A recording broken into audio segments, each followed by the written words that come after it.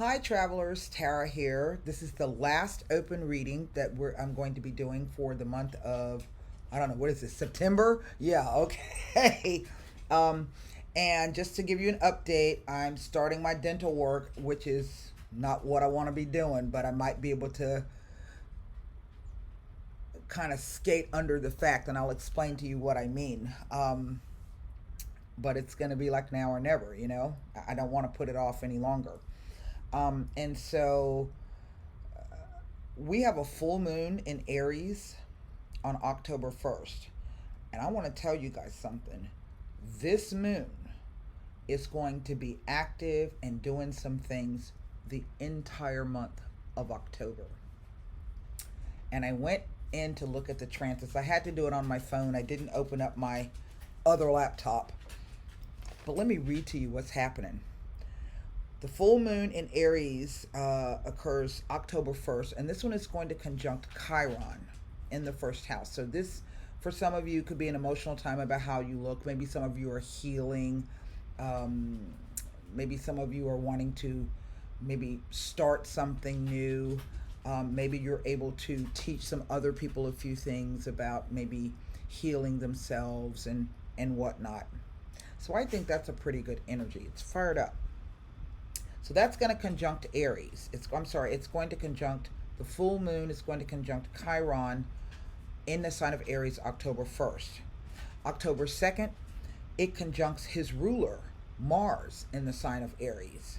Okay? This moon, once it passes through, it's going to conjunct Mars in Aries on October 2nd.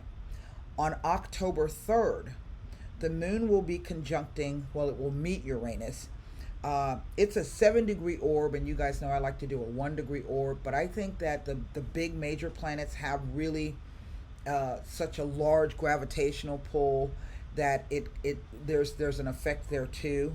So October 3rd, the moon will be at 3 degrees Taurus, and it's going to be conjuncting Uranus at 9 degrees Taurus. So that's a 7-degree orb, okay?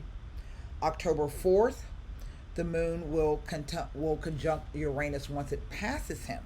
The moon will be at 15 degrees Taurus. Uranus will still be at 9. So now that's a 6-degree orb on the backside. It meets him in the front and then meets him on the back. So it's conjuncting him all the way across. That, I think, is going to be significant. October 7th, the moon conjuncts North Node at 1 degree, and I think it's in Gemini.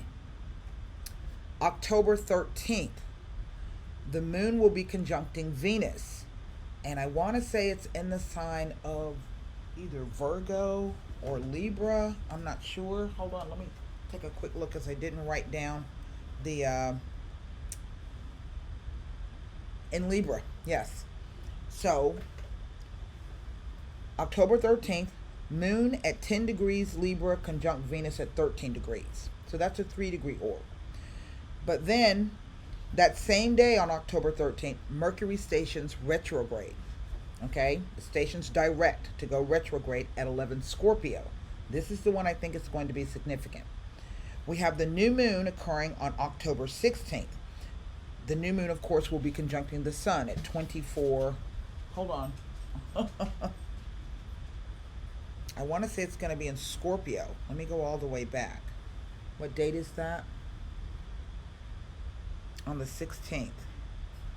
This is going to be a really interesting month in lots and lots of ways. That's right. Okay, I gave it to you wrong. On October 13th, the moon will be at, yeah, that was right. I'm sorry. October 13th, the moon will be 10 Libra conjuncting Venus at 13 Libra. Then Mercury stations retrograde. It stations retrograde at 11 Scorpio. But on the 16th, we have the new moon. New moon conjunct the sun at 24 Libra. On the 17th, now keep in mind that the very next day, Mercury stations retrograde on October 13th and goes retrograde on October 14th.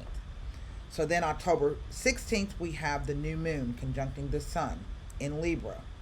October 17th, the moon is going to conjunct that retrograded Mercury at 11 Scorpio. All right. October 20th, the moon is going to conjunct the south node in Sagittarius by a 3-degree orb. October 22nd, the moon will be conjuncting Pluto direct at 22 Pluto. 22 Capricorn. So that's a spot on conjunction. October 26th, the moon will be conjuncting Neptune in the sign of Pisces, but it is also by a 6-degree orb. Okay. October 29th, the moon is coming all the way around. It's a 28-day cycle, right? It's coming all the way around, and it will meet up with the moon again by a 2-degree orb.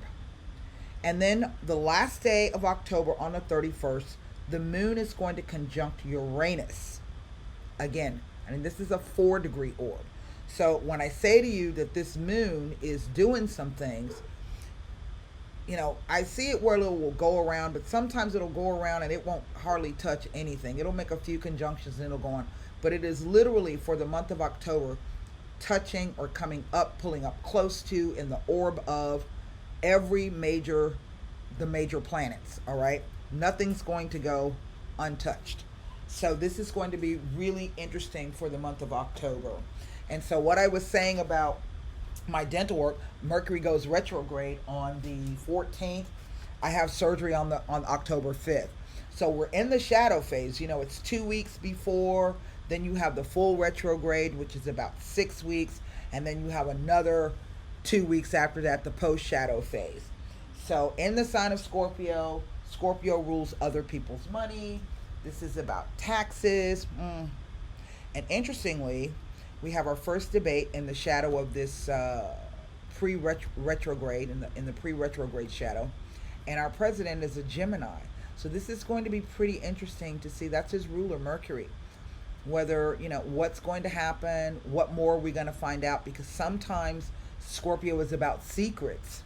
And a reverse Mercury can bring those things out. And I think we got a kind of a glimpse with those tax returns that came out, or that information on his $750. Really? Really? Okay, so anyway, so I'm going to be opening the cards just to see what this moon is going to be doing. What messages can the cards give us, okay? So I've already done my shuffling. Let me turn the cards around. This month has just been crazy for me. It's been one doctor's appointment after the next.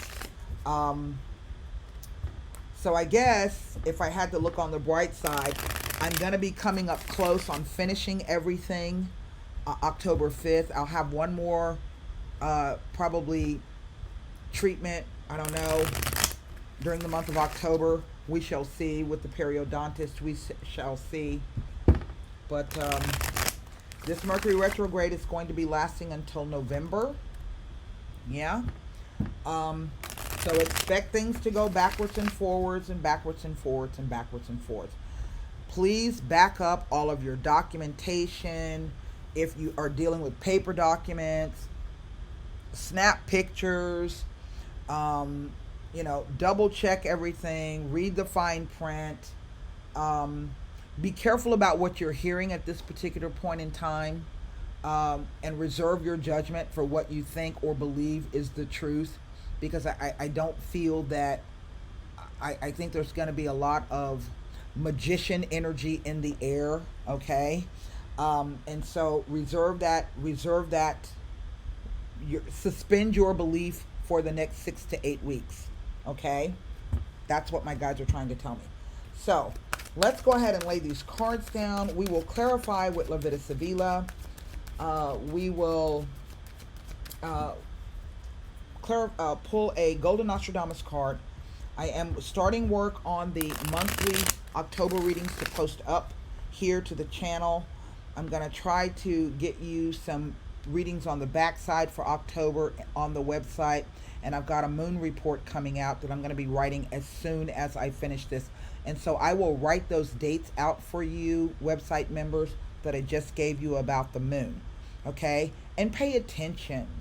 It doesn't necessarily mean anything's going to happen, but pay attention to the signs, because I think this moon is really trying to show us something. Okay? She really is. So here we go. 9 cards down.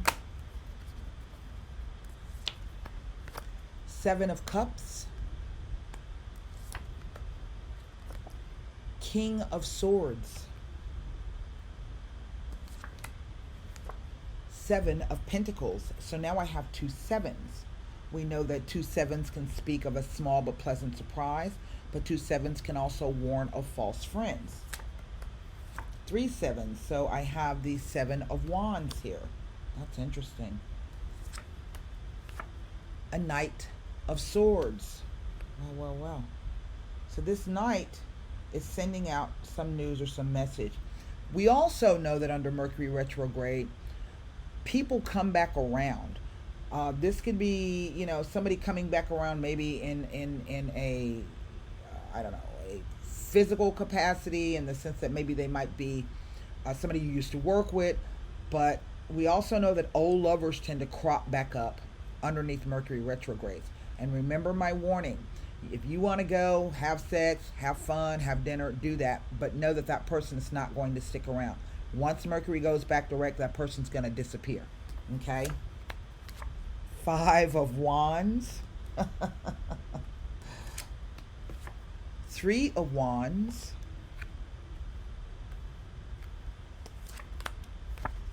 Knight of Cups. Now that is interesting. 2 Knights speak to doubting the sincerity of a male friend. And the 4 of Swords. Isn't that interesting? 1, 2, 3 sevens. A 3, a 4, a 5. And 3 court cards down the center. I have 1, 2, 3 Wands. 1, 2, 3 Swords. 2 Cups and a Pentacle. There is our 9 of Cups. Isn't that interesting? Isn't that interesting? Well. Now, you guys know I always talk to you about the 9 of Cups never really tells me anything. The 9 of Cups basically is always says that this is the wish card. But as I also tell you, sometimes we must be careful about what we wish for. Yes? There are no major arcana cards here, so there's no overarching spiritual lesson. This is something that's going to be dealt with basically through desire, determination, and focus, words and thoughts and speech, maybe messages, letters, don't know, emotions involved, but this is always the doing of something, okay? It is the doing of something. It could relate as well to finances. Now, 3 sevens can sometimes foretell of a pregnancy. So we got this hot Aries moon coming along. If you're not ready to have a baby right now, then by all means take precaution. Now, the other meaning of 3 sevens is good luck. Okay?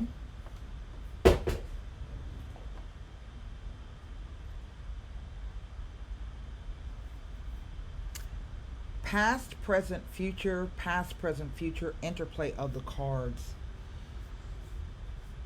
Now, I'm not exactly sure if this is the moment now or what's coming up. But I do get the sense that there is some, I don't know, not necessarily confusion. It's, I think, someone having a difficult time about deciding what it is that they really want. However, this card, to me, can say that if you focus on the most important thing, okay, then everything else can fall into place. We don't know what that is, right? We want a lot of things, but how are we going to get those things? Ambivalence. I keep getting ambivalence off of this.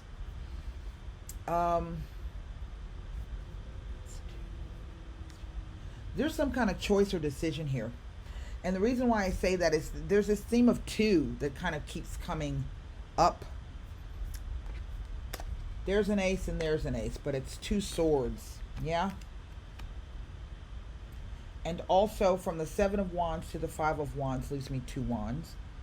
But then going back up from the, going down further from the 5 to the 3 also leaves me 2 wands.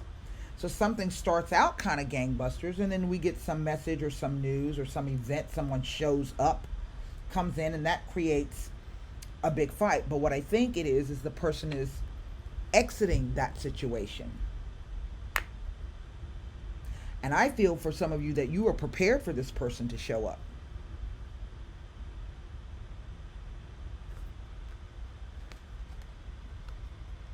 You already got a bunch of stuff going on, but there's your stick. Like, wait a minute. You can literally trip that horse up. It's in full gallop. It's coming so quickly.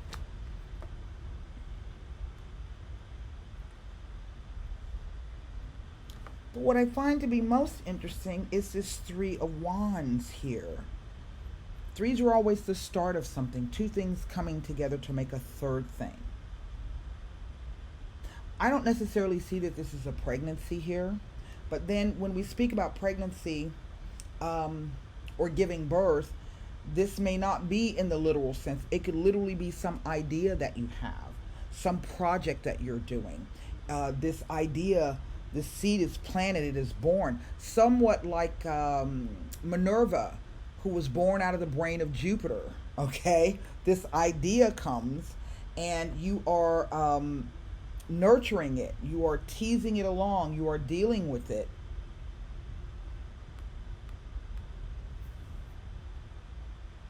The Seven of Pentacles is interesting. This is waiting for the harvest to come in. Now, I've seen this sometimes when you feel as though you've been working really hard and you ain't got nothing to show for it. But to me, this card always represents the idea that you've already put in the work, and what you may be waiting on the rewards, yes, or to see but there's something else that you want to do, and you're not exactly sure if you've got room for it or how you're going to tend it. But look at that bush. It's green, it's verdant, it's got your fruit on there. You've been working hard, you're looking at it. So what are you going to do with that coin that's at your feet? So to me, that always represents an Ace of Coins. Doing something new coming about that you're going to be doing. Maybe it does have a financial aspect to it. I'm not exactly sure. It is this Knight of Swords. Now, this is our Mercury card. I don't know if some of you are dealing with an air sign male, Gemini, Libra, Aquarius.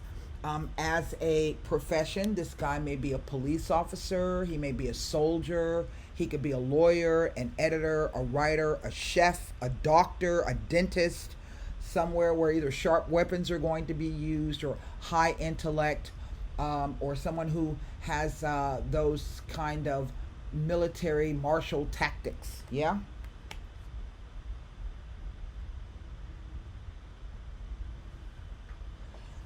But suddenly we get this knight who's going in another direction. So I don't know if this guy changes his tune, changes his mind. Again, that warning, if he shows up, if this is someone from your past, maybe you are. It's like, oh my God, I never thought I'd see you again. You know what I mean? But he brings a bit of confusion. He brings a bit of, it's not confusion. It's not trepidation. It's not even angst. It's a little bit of, I don't know, guessing. That's what that is. Now, what strikes me is this Five of Wands, because this could be fighting like children, arguing over children. I see this card show up sometimes when you're going back to court, against your ex or something like that. But this card also can be games, right? Somebody playing head games with you. Somebody trying to get their point across, right? And refusing to allow anybody else to come out and speak. This head games, this is what keeps coming across, and that's not something that I always get. But this represents to me some kind of head games, and I don't know why that is. But if that's the case, it appears to me that you get some clarity on the situation, and you determine, and maybe this is you taking your cup and moving on. But we see the cup being offered to someone who's not even there. This is a representation of the person. This is an effigy. We see the three swords on the side, on the wall, hanging up. We're putting our thoughts to rest. But we've got that other sword right there ready to take up, break out, take up, and wield should we need to. You know,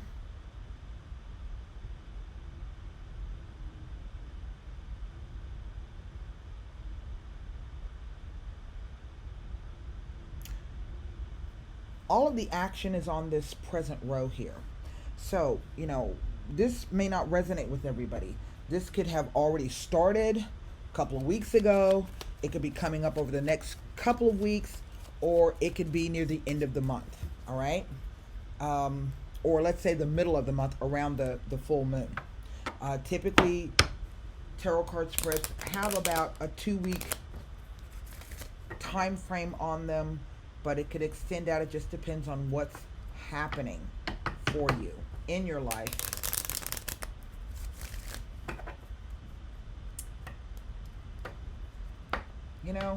These swords are, these knights are events. You know that the knights always presage events for me. And what I mean by that is they do represent news and messages, but the news and the messages that come are designed to move a situation along. It may have been stagnant. It may have been confusion. It may have been somebody being stubborn. Maybe you've been too busy to deal with it. Maybe there were fights. Maybe you changed your mind. But these knights, are moving this situation along. I just don't understand this Four of Swords here. At least not on this row. Here, it makes perfect sense.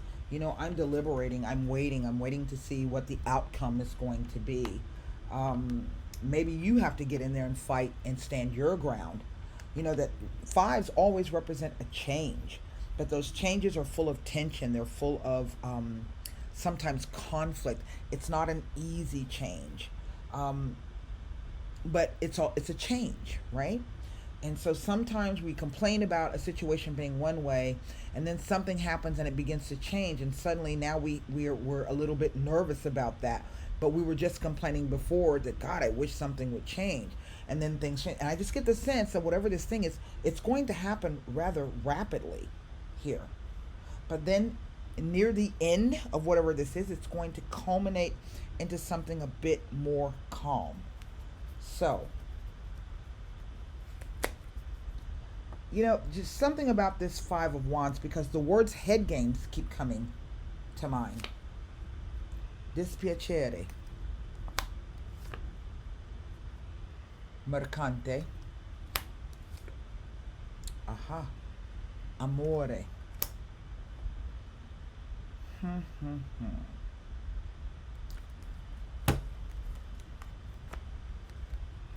This is some bad news. And whatever this news is, I think it comes as a shock and as a surprise. This is evidenced by the reaction of the woman on the card, right? We see the letter, the opened letter. We don't know what that news is, but we see the woman's reaction to the news. Yes?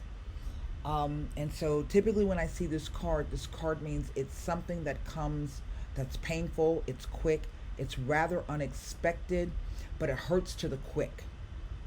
It hurts to the quick. Okay? The Mercante. Well, he's our king of coins, but he represents the businessman, the guy who does negotiations.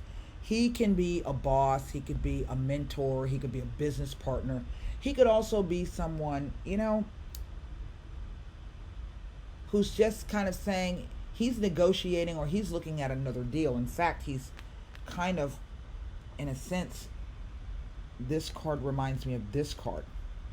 See, he's standing on the dock, on the wharf, looking out. But then we have the Amore card. And to me, this card acts as an intensifier. It means that there's an emotional change here. Something has sparked this I don't know if it's a fight, if it's a disagreement, if it's head games, if somebody sends you messages that really hurt you to the quick, you see? And this person is moving on. He's faced this direction. I don't know if some of you have met someone. I don't necessarily see that here. Doesn't make it so.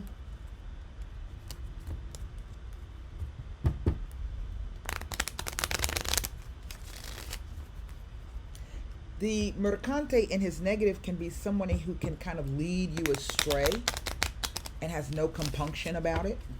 Can be someone with a corrupting influence. Maybe somebody threw you off your game. This Seven of Wands.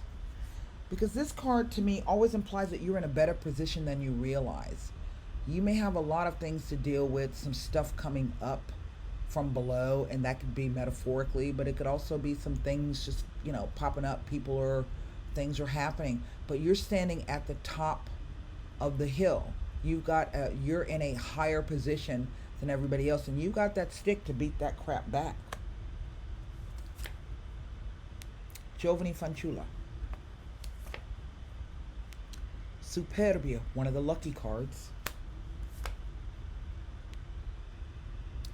And the Falsità. Indeed. Giovani Fanciulla is not coming up as another female, okay? Although that could very well be so. That is not how she is presenting herself to me at this particular moment. How the Giovani Fanciulla is presenting, she's presenting herself to me in terms of the way that you are feeling, or your what is the word that I'm looking for? I can't quite come up with it.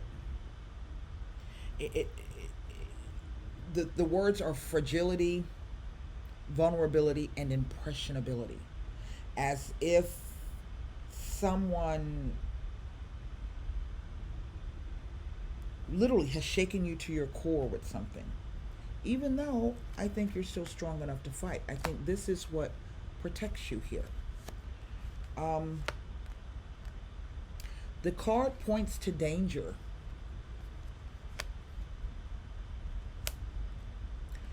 Well, she's pointing to the past, but she's also pointing downward to this, what do you call it? This deal, this negotiation. Setting your ships a sail. Okay? Basically, it is somebody who can be extremely affected by the environment around them, for better or for worse. In financial matters, it points to inexperience and rash mistakes. It could also represent an internship or someone who's just started working, or there's a trial period or contract for the job. In love, it represents a crush, first love, or someone who is besotted and is completely irrationally, romantically attached. But it also points to anxiety and to a particular degree of uncertainty and instability. That's what I was saying. This Seven of Cups. It's not a confusion. It's not a fog. It's just this feeling of uncertainty and instability. Things not being shifting sands. That's what I'm getting. It's shifting sands. You're not exactly sure what's standing. And I think when I told you at the beginning, suspend your belief system about what you're seeing and what you're hearing right now. That's because really what you're seeing and what you're hearing, you can't trust it. Here we have the Superbia. Again, these are Wands cards, these two. The Superbia is the second most lucky deck in the card, and it has the power to annul any and all negative cards. Okay? It says that no matter, this card represents divine protection, and a protection so strong that it is able to shield you from any and all misfortune. No matter how many people may be affected by negativity, you will remain untouched and prosper. It represents a powerful divine blessing. This card has the power to annul any negative cards and bring good luck despite any setbacks. And the setbacks is this, it's the lies.